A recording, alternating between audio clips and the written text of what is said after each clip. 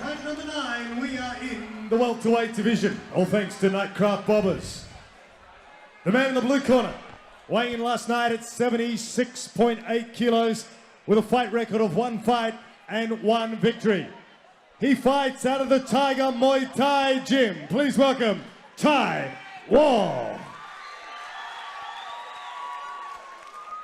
And in the red corner at 75.7 kilos, his fight record, 6 fights including 3 wins and a draw, fighting out of the C4 MMA Gym in Coffs Harbour, Corey Lynch.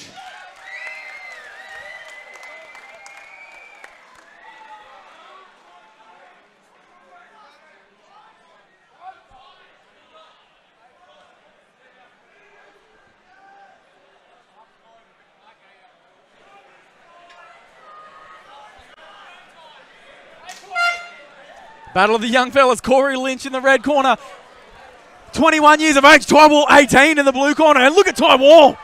He just comes in swinging so he can get on the hips of Corey Lynch and get him down. Corey defending. I mean, if this is the first 10 seconds of the fight, we're in for a treat. Yeah, look at Tai working there, just such tenacity. Yeah, we said earlier that you know, Tai does a really good job of you know, mixing up his striking into the takedown, and we saw just that in the opening exchange. Yeah, absolutely, man. Look at Tai. He's just trying to get those hips up of Corey, take them out of the equation. A bit of a can opener then. Yeah, similar to the last fight, we see that Tai's pushing Corey's neck really firmly against that cage and looking to take away those rangy legs. Yeah, trying to keep him in place. He's got to watch out. There's an armbar there, and I think that Corey, like I said, with the slick jits, he can smell it. Trying to get his hips out, but look just how tight Tai is staying to him, really trying to negate those hips of Corey. Getting those little dirty shots away. Yeah. They're the little 1%. They all add up.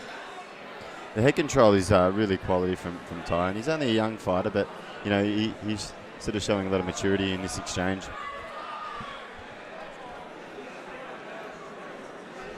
How active Corey is on the bottom as well. I mean, it's not that he's definitely not lazy. He's not got any sort of like deficit in his grappling. I mean, it's just Tai just bearing down on him. There's only so much you can do. Yeah, that's right. And early on when he's got a bit of gas in the tank, I mean, you're going to see him fairly active. We'll see how he goes as the round wears on and if he can actually work himself out of this position. Yeah. He's looking to just cut the angle here, Jake, and find a little opening. Yeah, sure. Trying to get anything. It's good that he's even opening his guard. A lot of people would freeze up in here, but Corey opening his guard, trying to show his hand. Looks to be an opportunity here. You see when Corey gets on his hip to maybe throw one of the hooks in and elevate Tai.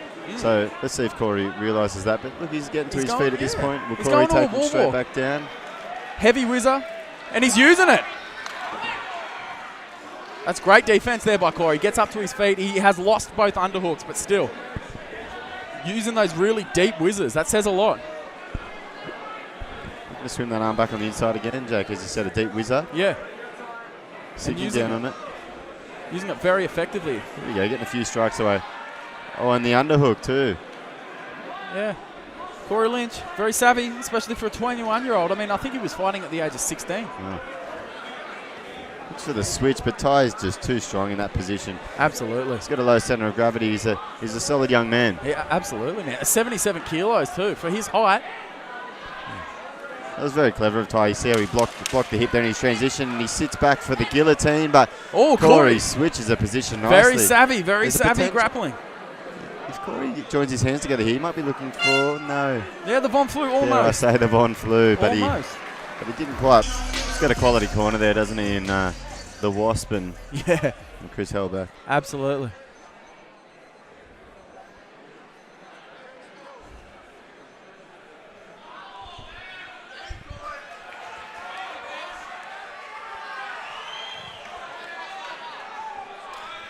All right, here we go.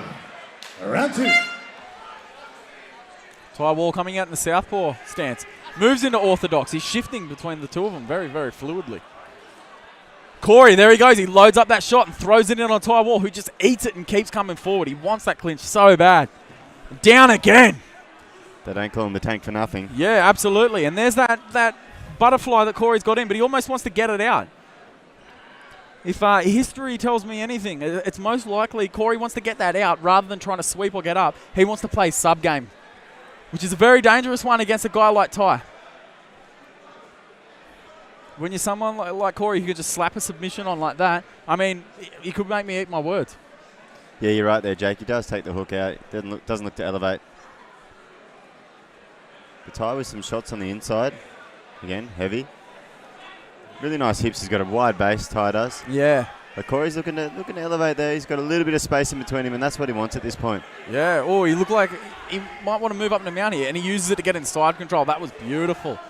Threatened, creeping up into mount, uses it to pass. Corey Lynch really having to work here. So what does he look to do here, Jake? Do you think Ty's going to look to cook him a little bit, or is he going to go to town? Oh, I think he's going to cook him most definitely, mate. And Corey, he's not having any of it. Gets up into a turtle position. There's a strong head-arm position here. With the snap down, Ty's really, really strong and dominant in this position. Goes to his back. Corey seems quite comfortable there. Yeah. I mean, I think it was a question of eating shots. He was nearly up to his feet there. Ty seemed to be measuring him, waiting to let a bomb go, and Corey decided he didn't want any of it. Not a great spot for Corey. This is a strong north-south position. Yeah, it is. And look at the amount of control that Ty's able to put into him there. He's got the body lock coming around in his wrists, and he's wearing all of his weight there. Yeah. I mean, it is a dominant position, but, you know, as you can see, Ty not able to get a lot of damage off at this point. Yeah, there's not a lot going on here. There's not a lot of submissions coming from here. I mean, he can hack the body like he was just then, but, I mean, if it hangs around here too long, you're going to see Peter Hickman stand these boys up. Look, we might see them up in a minute here. Although, here we go. As we speak, Ty goes to the body. Yeah, and you can see his field of gaze there. You can see Peter Hickman. I mean, I think he went to work there when he saw Pete Hickman taking a very good look at where these boys were. If I was Ty, I'd be looking to move into a side control, just to keep that position and stay in the dominant position. And there we go. Back to the feet, doing Corey a real favour. Yeah. Corey needs to be really smart here, mix it up. Ty, look at Ty just trying to smother him. Oh, yeah, a bit of a shot. As you said, just walk forward through the shot. He's willing to take one, isn't he? Exactly, just eat the shot. If it means you get a double leg takedown or a really deep high crotch single like he's got, man, he'll eat it. And the round ends there. Ty Wall, such a devastatingly impressive wrestler.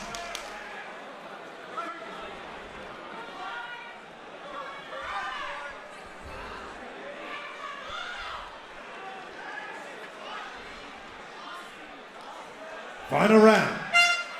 Yeah, so Corey Lynch has really got his work cut out for him here. Ty Wall continuing to press the attack. Look at him standing right there. He almost waited for Corey to just throw anything. It didn't matter what it was. He was going to come in. Straight into a half guard here. Pin Corey's head up against the cage. Awful spot to be if you can't get up to your butt, because it's just going to mean that you're pressured and pushed down using gravity against you with Ty Wall's weight. At such a young age, it's really impressive that Ty can stick to his game plan with such such tenacity and go about his job. No, that's a really good point. But as you said, look, he's got a really, really strong hip position. He's pressing him against the cage, as we saw before. He's got head control. He's doing all the right things. And you know, as we sort of said before, Corey is not in a great position. Needs to do some work here. He does.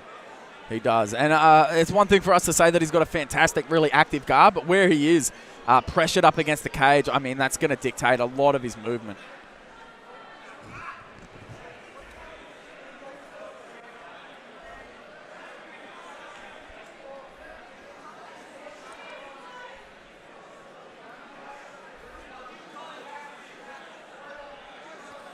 Ty just really looking to continue to bully Corey. Yeah.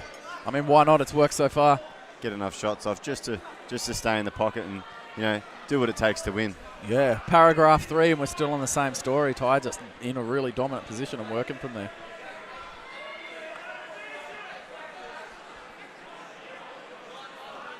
Half of the round already gone. Yeah, just totally fine to sit in the guard and work here. The onus is on Corey.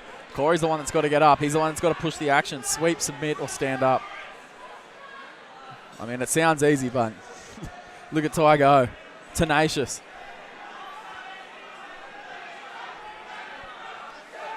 Little shots making Corey work. I mean, even when Corey does the right thing, it doesn't matter, because Ty will just square up his hips and he'll just shut him back down again.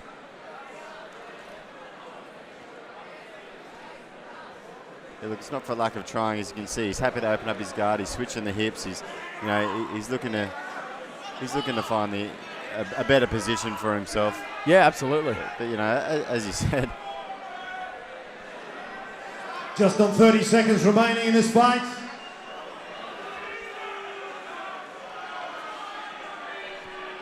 yeah, as you said, Titus doing everything right and negating everything that Corey throws at him. Yeah. It's a story of the hips, isn't it? Oh, that was a little window there where Corey got a little bit of space to throw something up and he just couldn't do it. Ty just back on him again. Stuck to him like glue. Such a dominant performance there by Ty Wall. I mean, he took Corey out of the game completely, which is a big statement. Decision, and it goes to the blue corner, Ty Wall.